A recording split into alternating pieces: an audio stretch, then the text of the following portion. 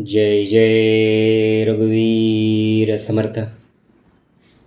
श्री समर्थ रामदास विरचित श्रीमत दासबोध दशक 17वा प्रकृती पुरुष नाम समास 6वा देहात्म निरूपण नाम हा अत्यंत परखड आणि वास्तववादी आहे.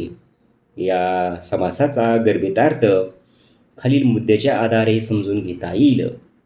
मुद्दा 1. अंतरात्मा आणि परब्रह्म यातील फरक.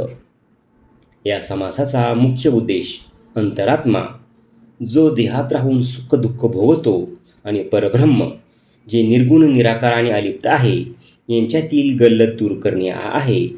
श्री समर्थ स्पष्ट करून सांगतात की जो देहात राहून मी तो करतो, जो हालचाली करतो आणि जो शेवटी देह सोडून जातो तो चंचल अंतरात्मा आहे, शाश्वत परब्रह्म नव्हे.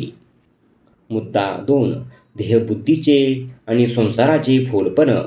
समर्थांनी मानवी जीवनातील दुःखाचे अत्यंत टोकदार वर्णन केले आहे.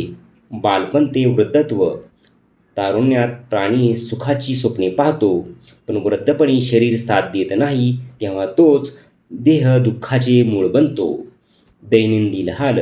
समर्थाने ढेकून, पिसवा, माशा, उंदीर यांच्यापासून होणाऱ्या त्रासाचा उल्लेख करून हे पटवून दिले आहे की या जगात पूर्ण सुख कुठेच नाही.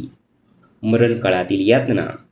मृत्यूच्या वेळी प्राणाची जी ओढाताण होते ती अत्यंत क्लेशदायक असते. चरपडून प्राण जातो हे सांगताना समर्थ देहाविषयी आसक्ती तोडण्याचा प्रयत्न करतात. मुद्दा 3. परस्पर संवारणी जीवो जीवस्य जीवनम.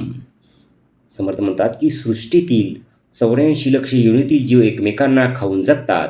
या हिंसेला आणि तगमिगीला लोक चुकून ब्रह्म समजतात. हे समर्थांना मान्य नाही. ते म्हणतात अखंड रडती चरपडती मूर्ख प्राणी त्यास म्हणती परब्रह्म. म्हणजे ज्या ठिकाणी इतके कष्ट आणि विवळले आहे तो आत्मा परब्रह्म कसा असू शकेल. मुद्दा 4. परब्रह्माचे शुद्ध स्वरूप.